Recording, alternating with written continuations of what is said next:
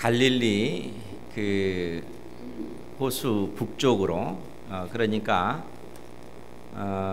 이스라엘의 최북단에 있는 그 산이 헬몬 산인데 그 헬몬산 그 남쪽과 서쪽 기슭에 그 한 도시가 있습니다.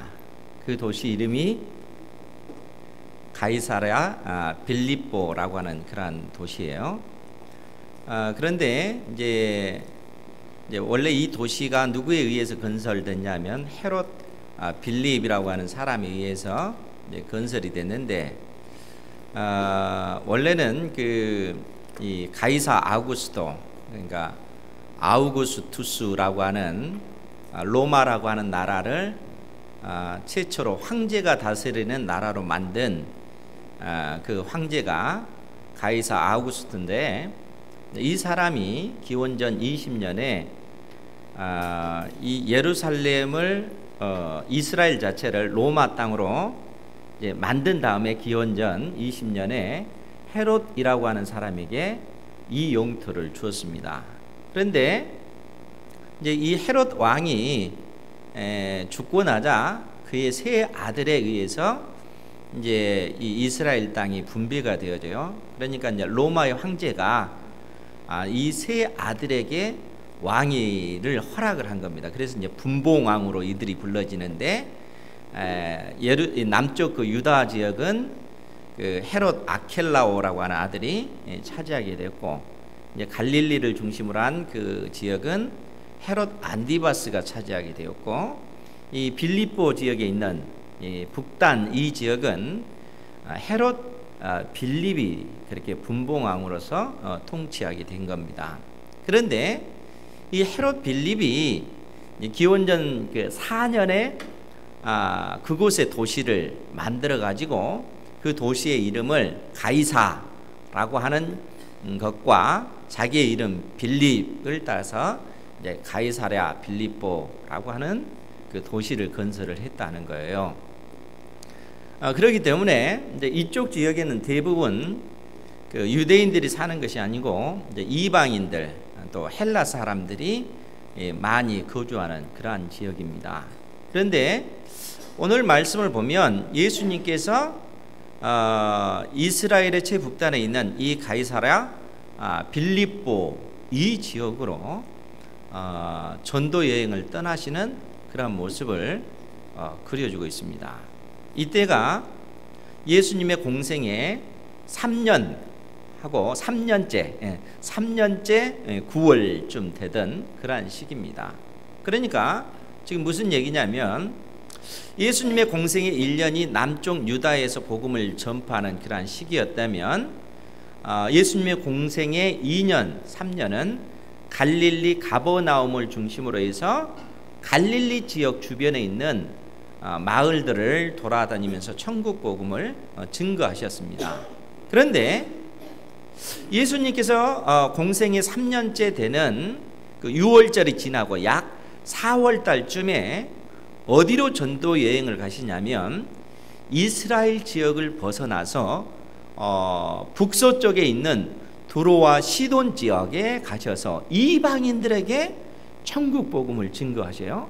그리고 그 이방인들에게 복음을 증거하시면서 아마 추정컨대 북쪽으로 횡단하셔서 다시 그 요단강 갈릴리 동편 쪽으로 해서 남쪽으로 쭉 내려와서 이 그 데가볼리 지역, 그러니까 데가볼리 지역도 역시 이방인들이 많이 사는 지역인데 이곳에서 천국 복음을 증거하신 후에 예수님께서 갈릴리 동편에서 무려 이 장정만 남자만 4,000명을 먹이시는 그러한 기적을 행하신 후에 배를 타고 다시 서쪽 막달라 지역으로 이동을 하셨다는 거예요.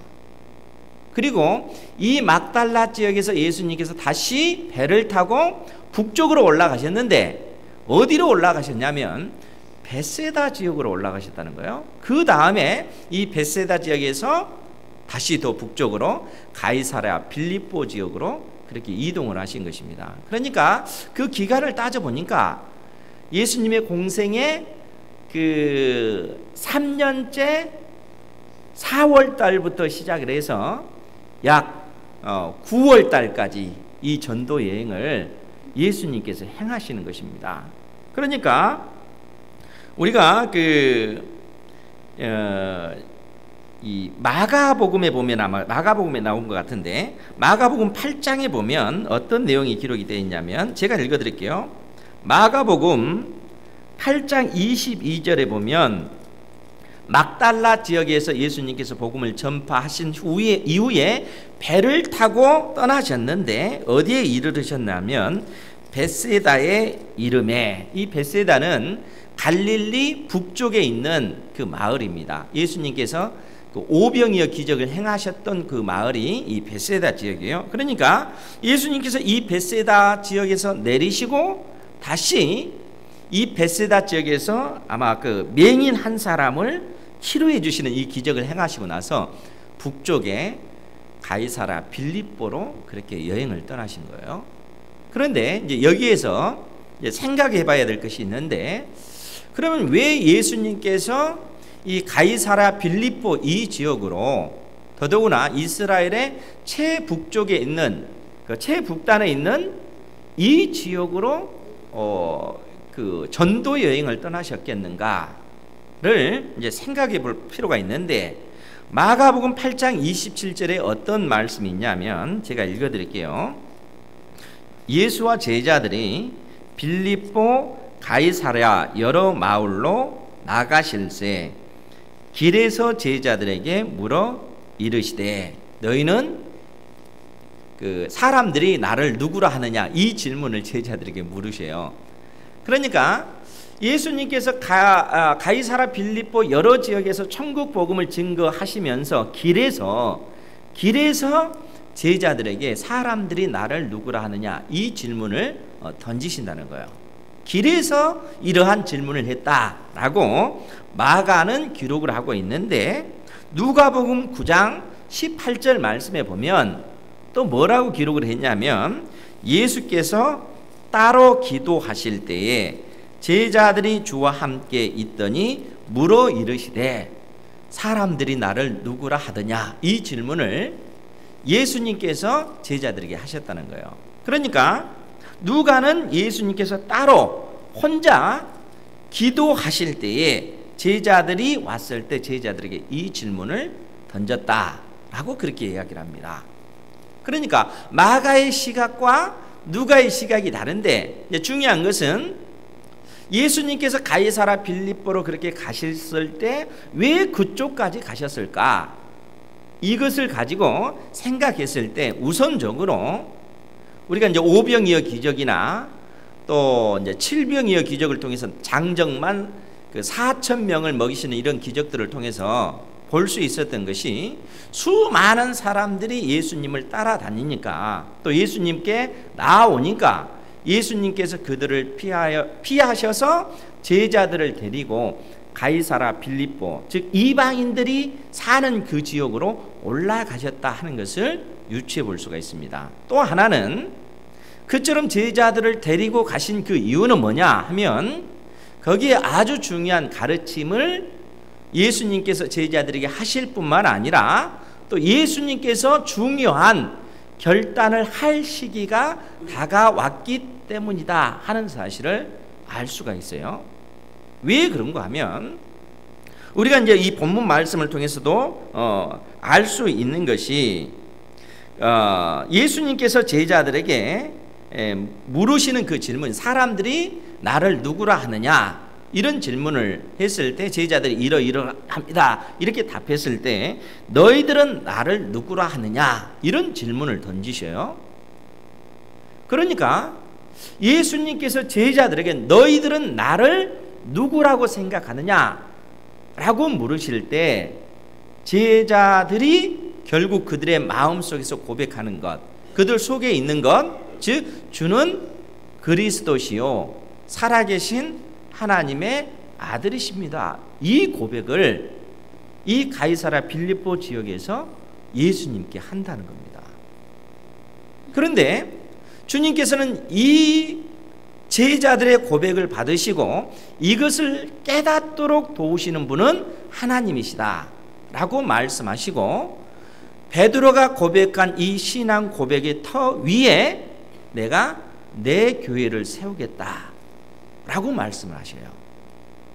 즉 주님께서 이 땅 위에 주님의 교회를 세우시겠다 라고 하는 이 가르침을 제자들에게 여기서 주신다는 거예요. 그리고 나서 마태복음 17장 21절에 보면 어떤 내용이 있냐면, 우리 같이 한번 볼까요? 마태복음 17장 21절 말씀입니다. 시작.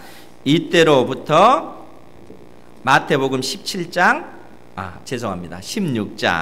21절 16장 21절 시작.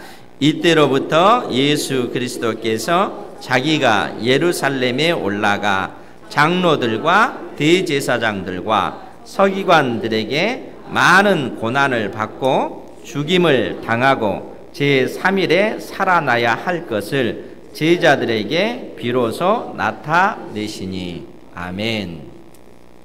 즉 예수님께서 제자들의 그 고백, 주는 그리스도시요 살아계신 하나님의 아들이십니다, 이 고백을 받으시고 나서 이 고백의 터 위에 내가 내 교회를 세우겠다 라고 말씀하십니다.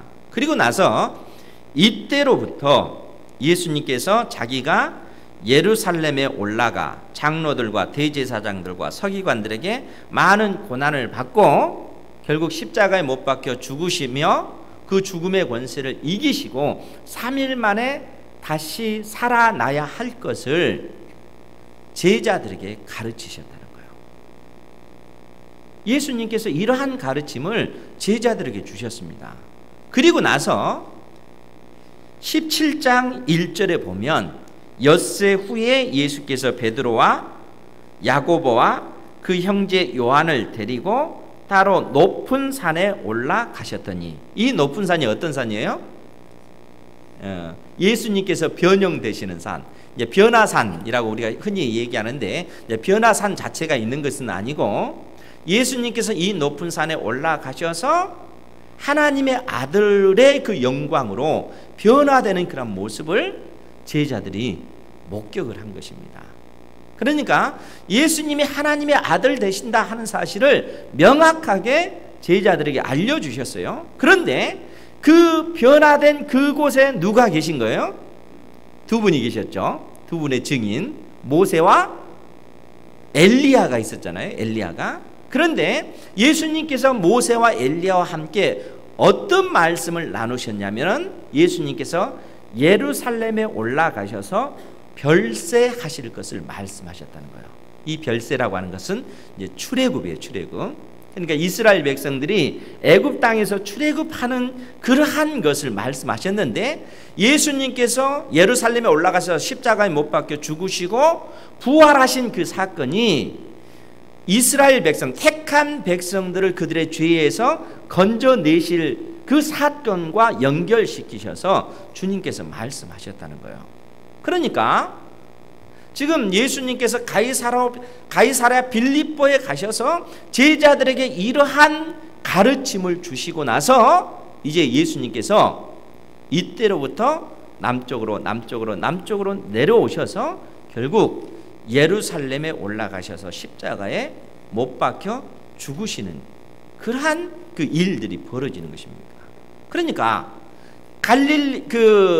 이스라엘 그 북단에 있는 이 가이사랴 빌립보에서 제자들에게 이러한 가르침과 또 예수님께서 때가 되었기 때문에 거기에서 그러한 가르침을 주시고 나서 이제는 예루살렘으로 올라가시는 그러한 모습을 보여주고 있다는 거죠.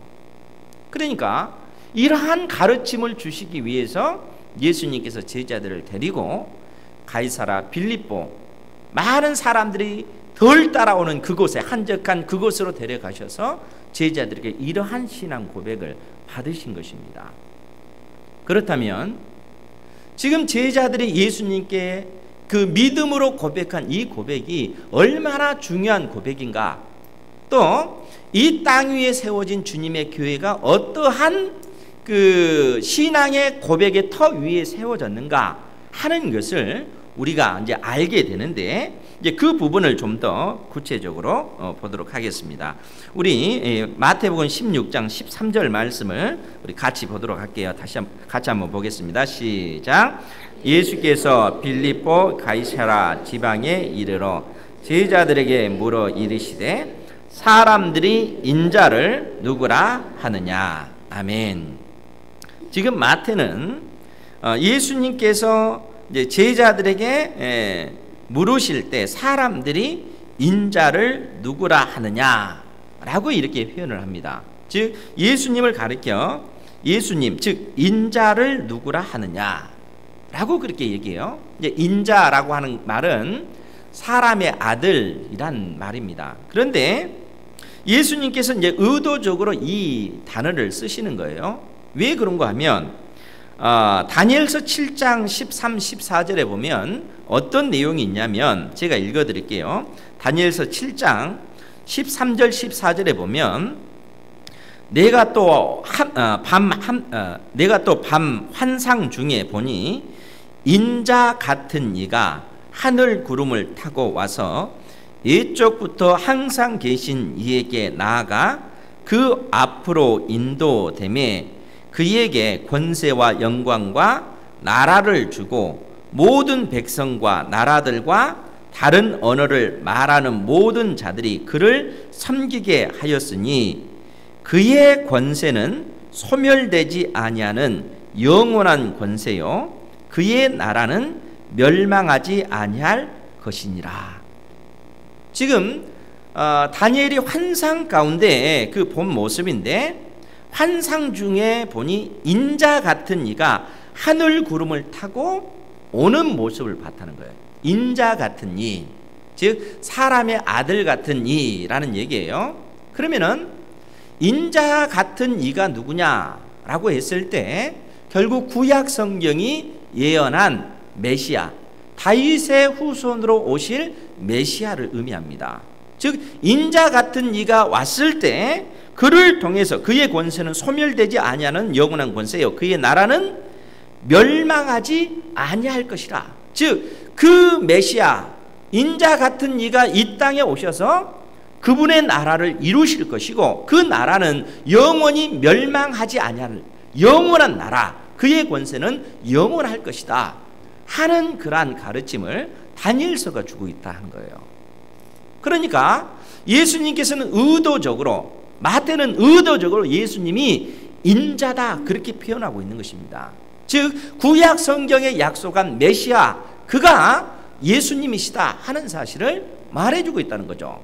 그러니까 예수님께서는 제자들에게 사람들이 인자를 누구라 하느냐 이렇게 질문을 하고 있는 거죠.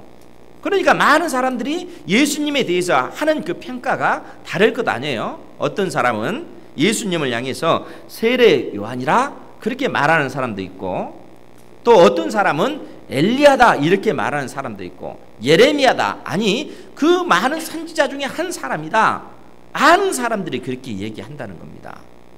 그러할 때 예수님께서는 제자들에게 그 질문을 하죠.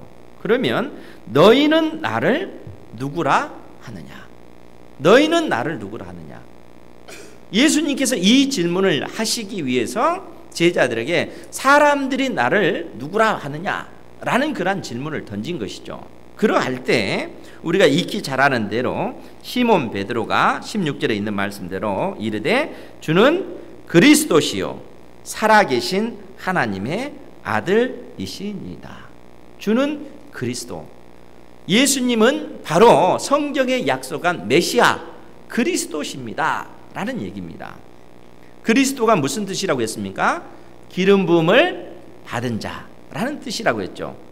그러니까 기름 부음 받은 자의 그 직분이라고 하는 것이 구약 성경에서는 세 직분을 두고 있는데, 그러니까 하나님께서 택한 백성 이스라엘을 위해서 그 이스라엘 백성들이 하나님의 어떤 그 은혜와 보호하심 가운데 살아가도록 하기 위해서 특별히 그들 가운데 기름을 부어서 구별한 사람들이 있다는 거예요. 그 사람의 그 직분이 왕, 선지자, 제사장, 이 직분이라는 거예요.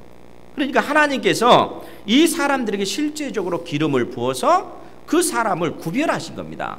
즉 기름을 부었다라고 하는 것은 너희들은 이 세상에 속한 사람들이 아니고 하나님을 위해서 부르심을 받은 사람이다, 하나님께 속한 사람이다 라는 의미로서 하나님께서 기름을 부으신 것입니다. 그러니까 이 왕이나 선지자나 제사장은 철저히 하나님 편에 서서 하나님의 백성 이스라엘을 돌보는 그 사명이, 그 책임이 그들에게 주어진 것입니다. 그런데 문제는 뭡니까? 구약의 역사를 통해서 궁극적으로 우리가 봤던 것이 그러한 하나님께서 세우신 직분을 받은 이 사람들이 결국 하나님 앞에 온전히 그 사명을 감당하지 못했다는 거예요. 제사장은 자기의 이익을 위해서, 자기의 어떤 배를 채우기 위해서 그렇게 살았고, 선지자도 그렇게 하고, 왕도 결국 자기만을 위해서 살았다는 거예요. 하나님을 위해서가 아니라, 하나님의 백성을 위해서가 아니라 결국 자기 속에 있는 죄의 욕망을 이기지 못하고 하나님께서 주신 그 거룩한 제도 자체가 완전히 무너지고 말았다는 거예요. 그러게 되면 하나님의 백성이 온전히 돌보심을 받을 수 있겠습니까? 그렇지 못하다는 거예요. 그것이 구약 성경이 궁극적으로 우리에게 보여주고 있는 모습입니다. 즉 우리 인생의 그 스스로의 힘과 능력으로 구원받을 인생이 없다 하는 것이 구약 성경이 우리에게 가르쳐주는 사실이라는 거예요. 그렇기 때문에 하나님께서는 인간 제사장, 인간 선지자, 인간 왕이 감당할 수 없는 이 직분을 감당할 수 있도록 하기 위해서 이 땅에 누구를 보내시겠다요? 다고요? 메시아, 그리스도를 보내시겠다 약속을 하신 것입니다. 그러니까 이러한 사명을 감당할 그 인간은 보통 우리 인간과는 우리와 같은 부류의 그런 인간은 아니라는 거예요. 분명한 것은 그분은 완전한 인간, 완전한 사람이어야 합니다. 그러나 우리 사람의 한계를 뛰어넘는 분이어야 돼요. 그분이 누구십니까? 하나님의 아들 되시는 거예요. 그래서 하나님의 아들 그리스도께서 이 땅에 오신 것입니다. 우리가 감당할 수 없는 그러한 일을 감당하기 위해서 예수님께서는 이 땅에 왕으로 오셨고 선지자로 오셨고 제사장으로 오신 것입니다. 주님께서 제자들에게 그 질문을 하시는 거예요. 인자를 너희는 누구라 하느냐? 너희들은 나를 누구라 하느냐? 주는 그리스도시요 살아계신 하나님의 아들이십니다. 예수님은 완전한 사람이요 완전한 하나님이십니다. 이 믿음의 고백 속에 여기에 담겨 있다는 거예요. 주는 그리스도, 인간을 대표하는 사람이요 주는 하나님의 아들 되십니다. 하나님이십니다. 예수님은 그래서 사람이자 하나님이시다는 거예요. 그 믿음의 고백을 제자들이 하는 것입니다. 단순히 어떤 베드로만 하는 것이 아니라 제자들을 대표해서 이 믿음의 고백을 하는 것입니다. 그러니까 주님께서 이러한 고백을 받으시고 뭐라고 말씀하십니까? 17절 말씀에 보면 예수께서 대답하여 이르시되 바요나 시모나 내가 복이 있도다. 이를 내게 알게 한 이는 혈육이 아니요 하늘에 계신 내 아버지시니라. 이러한 사실을 깨닫도록 해주신 분은 네가 스스로 깨달은 것이 아니라 하늘에 계신 내 아버지께서 이 진리를 깨닫도록 도와주셨다 하는 사실입니다. 사랑하는 성도 여러분, 하나님의 이러한 은혜로 말미암아 우리에게 소망이 있는 줄 믿으시기 바랍니다. 그러니까 우리 주님께서는 이 제자들을 지금껏 데리고 다니시면서 천국 복음을 가르치시고 또 수많은 사람들, 죽어가는 사람들을 고쳐내시는 이러한 사실들을 통해서 제자들에게 명확하게 예수님이 누구신가 하는 사실을 가르쳐 주셨습니다. 즉 주님께서 말씀을 통해서 그들을 교훈하시고 예수님이 행하시는 그 사역을 통해서 예수님이 누구신가 하는 사실을 명확하게 보여주셨다는 사실입니다.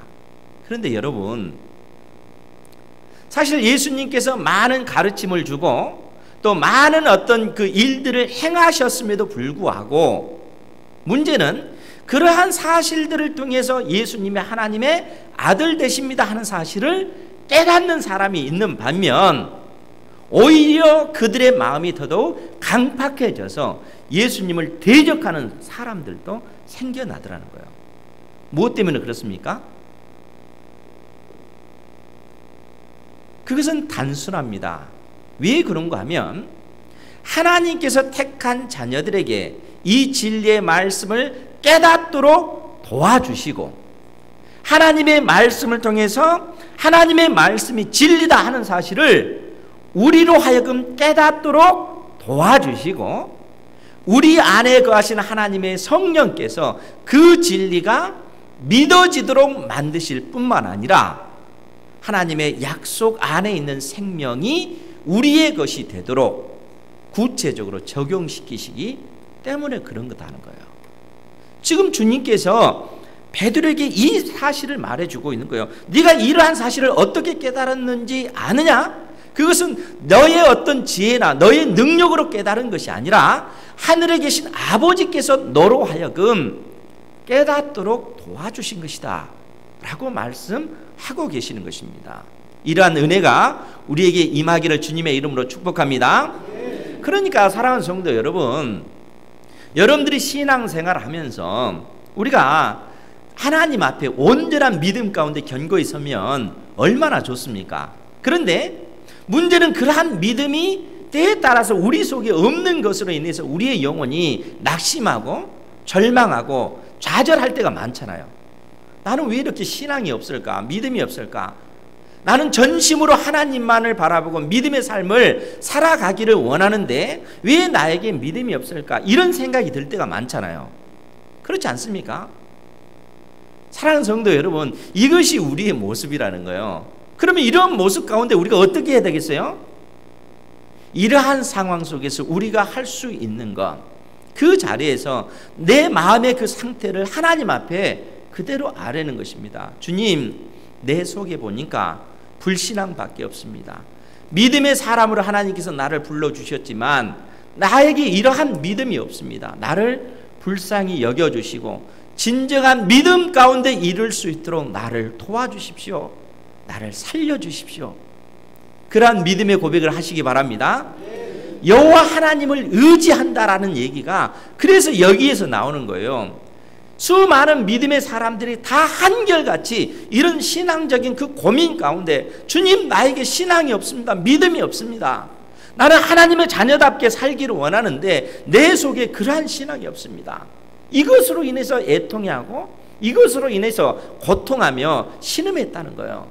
그러나 한결같이 그러한 사람들이 하나님 앞에 뭐라고 고백을 하냐면은 있는 그대로 하나님 앞에 아뢰고 이런 나를 불쌍히 여겨주십시오. 그렇게 간구했다는 거예요. 여호와 하나님을 의뢰하는 것, 여호와 하나님을 의지하는 것, 그래서 복되도다 하나님께서 말씀하시는 거예요.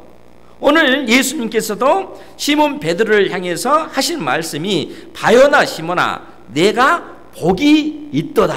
이를 알게 하시는 것은 하나님이시기 때문에 네가 복된 자리에 있는 것이다 말씀해 주시고 있는 것입니다. 그러니까 내 힘과 내 능력으로 나는 살아갈 수 없는 존재요, 전적인 하나님의 은혜입니다. 이러한 사실을 깨닫는 것 그 자체가 너는 복된 자리에 있는 것이다 라고 주께서 말씀하고 있는 것입니다. 사랑하는 성도 여러분, 하나님 앞에 여러분들이 은혜 받는 자리에 있는 줄 믿으시기 바랍니다. 우리는 하나님 앞에 복된 자리에 있다는 거예요. 왜? 우리가 연약하다는 것을 알기 때문에, 내 힘과 내 능력으로 하나님 앞에 나갈 수 없는 존재라는 것을 우리는 알기 때문에 하나님께서 그러한 우리를 복되다 말씀하고 있는 것입니다. 아울러서 우리 주님께서 이러한 가르치심을 주고 나서 18절 말씀에 뭐라고 하냐면, 우리 같이 한번 보죠. 18절 말씀 시작.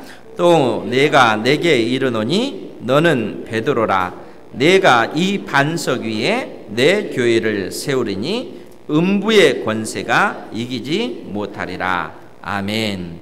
지금 주님께서 정말 귀한 가르침을 주셨는데 그것이 뭐냐면 시몬 베드로가 고백한 그 신앙의 고백의 터 위에 내 교회를 세우겠다, 그렇게 선언하고 있기 때문에 그렇습니다. 그러니까 예수님께서 베드로에게 하는 얘기가 너는 베드로라. 이 베드로라고 하는 것은 반석이란 뜻이에요. 그러니까 너는 베드로라. 내가 이 반석 위에, 이 반석이라고 하는 것은 베드로라고 하는 그 사람을 얘기하는 것이 아니라 베드로가 고백한 신앙 고백 위에 주는 그리스도시요 살아계신 하나님의 아들이십니다 라고 하는 이 믿음의 고백의 터 위에 내 교회를 세우겠다, 주님의 교회를 세우겠다 라고 말씀하고 계십니다. 사랑하는 성도 여러분, 우리 은행교회가 주는 그리스도시요 살아계신 하나님의 아들이십니다 라고 하는 이 고백의 터 위에 세워진 줄 믿으시기 바랍니다. 그래서 우리가 그 예배를 시작하기 전에 신앙 고백을 하잖아요. 사도신경으로 우리가 신앙 고백을 하는데, 그 신앙 고백을 할 때 우리가 하나님과 주의 몸된 교회 앞에, 공동체 앞에 우리가 신앙 고백을 하잖아요. 우리가 믿는 바를 하나님 앞에 고백하면서 우리는 예수 그리스도 안에서 하나 되었습니다, 한 공동체로 하나님 앞에 나아갑니다 라는 그런 의미로 그러한 신앙 고백을 하는 거예요. 그러니까 우리 주님께서 그 믿음의 터 위에 내 교회를 세우겠다라고 말씀하셨는데, 교회라고 하는 것이 결국 이 신앙 고백의 터 위에 우리 주님께서 우리의 죄 때문에 십자가에 못 박혀 죽으시고 죽음의 권세를 이기시고 부활하셨다라고 하는 이 고백의 터 위에 주님의 교회가 세워졌다는 거예요. 그런데 주님께서는 그런 말씀을 하시면서 뭐라고 얘기를 하셨냐면, 음부의 권세가 이기지 못하리라. 교회는 결코 음부의 권세가 이기지 못하는 것이라는 거예요. 음부의 권세라고 하는 것이 뭡니까? 죽음의 권세. 놀랍지 않습니까? 교회는 죽음의 권세가 이기지 못하는 것이 교회입니다. 그러면 여러분, 죽음의 권세가 이기지 못하는 것에 세상에 교회 말고 또 뭐가 있을까요? 없어요. 교회만이 죽음의 권세를 이길 수 있는 유일한 곳입니다. 이 세상에 어떤 단체도, 어떤 나라도, 어떤 권력자도 이 죽음의 권세로부터 이겨낼 수 있는 존재가 없습니다. 왜요? 모든 사람이 다 죽기 때문에 그렇잖아요. 죽잖아요. 다 죽음의 권세 아래 모든 인생이 다 있는 것입니다. 그러나 교회만은 죽음의 권세가 이기지 못하는 거예요. 왜요? 우리는 죽을 존재가 아니라 다시 부활할 존재이기 때문에 그렇습니다. 하나님께서 교회만이 새 생명을 주신 거예요. 영원한 생명을, 예수 그리스도를 믿는 자에게 주신 것입니다. 그렇기 때문에 우리는 죽어도 사는 존재입니다. 여러분, 죽는다라고 할 때는요, 예수님을 믿는 사람들이 죽는 죽음과 예수님을 믿지 않는 사람이 죽는 죽음은 근본적으로 다릅니다. 여러분, 예수님을 믿지 않는 사람이 죽는 그 즉시 이 사람에게는 죽음은 공포요, 두려움이요, 영원히 끝나는 것입니다. 죽은 즉시 이 죽는 자들은 영원한 지옥으로 들어가는 거예요. 모르잖아요. 이 세상 사람들 그걸 모르잖아요. 그러나 예수님의 생명이 없는 사람들은 영원한 지옥으로 갑니다. 그러니까 그 죽음 자체가 두려움이요, 공포라는 거예요. 그러나 예수 그리스도를 믿는 사람에게는 영원한 생명이 있는 거예요. 우리 안에 하나님의 성령이 계셔서 우리의 생명을 보증해 주셔요. 그렇기 때문에 우리는 죽는다 할지라도 이 죽음이라고 하는 것이 심판이 아니라 더 나은 세계로 나아가기 위한 하나의 단계에 불과해요. 물론 우리의 영이 육신에서 떠난다라고 할 때는 이게 하나의 시련일 수 있습니다. 그러나 단지 시련일 뿐 영원한 생명으로 나아가는 과정이 있다는 거예요. 그래서 죽는 자는, 예수 그리스도 안에서 죽는 자는 복되도다. 성경이 그렇게 선언하고 있습니다. 왜요? 죽는 즉시 우리는 우리 주님과 함께 낙원의 천국에 거하게 되기 때문에 그렇다는 거예요. 예수님을 믿지 않는 사람들과 믿는 사람들은 근본적으로 다르다는 거예요. 뿐만 아니라 우리 주님께서 이 땅에 재림하실 때 우리는 영원한 생명으로 부활할 존재이기 때문에 그렇다는 거예요. 그렇기 때문에 교회만이 줄 수 있는 것, 음부의 권세가 이기지 못하리라. 교회는 죽음의 권세가 통치하지 못하는 곳입니다. 교회만이 영원한 생명을 줄 수 있는 그러한 곳이다 라고 주님께서 말씀하셨고, 내가 너희들의 그 믿음의 그 신앙의 고백의 터 위에 이러한 내 교회를 세우겠다. 죽음의 권세가 이기지 못하는 그러한 교회를 세우겠다 말씀하고 있는 것입니다. 사랑하는 성도 여러분, 우리에게 영원한 생명이 주어진 줄 믿으시기 바랍니다. 죽음의 권세가 이기지 못하는 영생의 생명이 우리에게 주어졌다는 것입니다. 뿐만 아니라 우리 주님께서는 이러한 말씀을 하시고 나서 또 19절에 뭐라고 말씀하시냐면, 우리 같이 한번 볼게요. 시작. 내가 천국 열쇠를 내게 주리니 내가 땅에서 무엇이든지 매면 하늘에서도 매일 것이요 내가 땅에서 무엇이든지 풀면 하늘에서도 풀리리라 하시고. 아멘.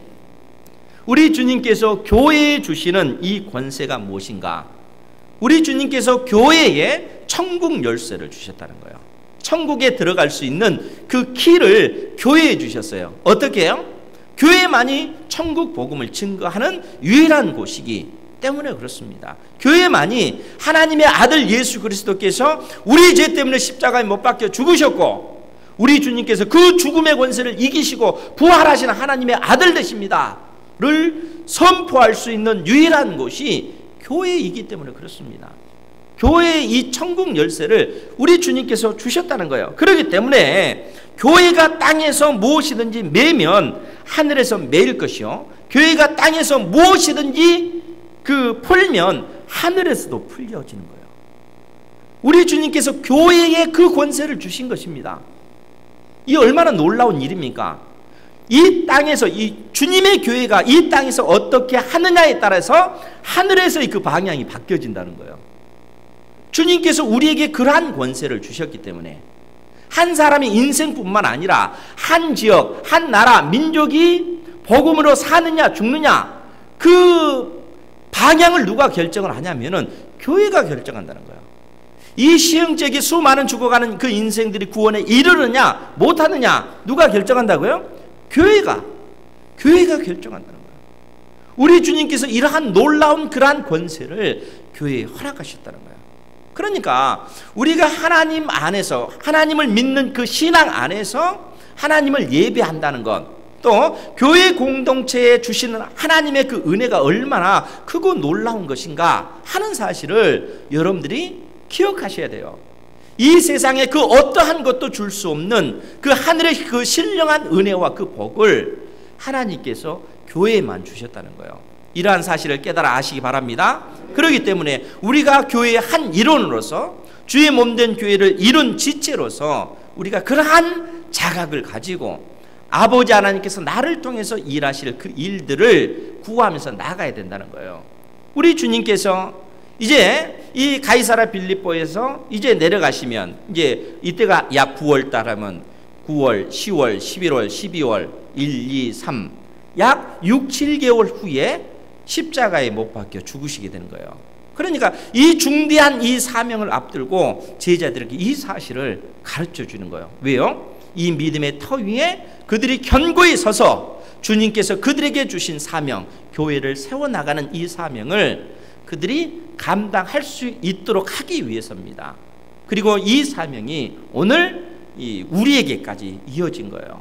이러한 사실을 사랑하는 성도 여러분, 우리가 자각하시고 우리를 통하여 이루실 그 일들, 우리가 이 땅에서 매면 하늘에서도 매일 것이요 이 땅에서 풀면 하늘에서도 풀리리라는 주님께서 주시는 이 권세를 기억하시고, 하나님께서 여러분들 각자에게 주신 재능과 능력을 통해서 아버지 하나님을 영화롭게 해드리는 삶을 사시기를 주님의 이름으로 축원드립니다.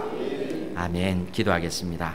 자비하신 아버지 하나님, 주는 그리스도시요 살아계신 하나님의 아들이십니다 라는 믿음의 고백 위에 주의 몸된 교회를 세우셨고, 또 죽음의 권세가 이기지 못하는 그러한 하늘의 그 권세를 교회에 허락하심을 감사드리옵나이다. 우리 은행교회가 또 주의 사랑하는 자녀들이 이 의식을 깨닫고 주의 몸된 교회를 통하여 이 지역에 죽어가는 인생들을 구원해내며 하나님 나라의 역사의 한 부분을 감당하는 저희들 되게 하여 주옵소서. 예수님의 이름으로 기도하옵나이다. 아멘.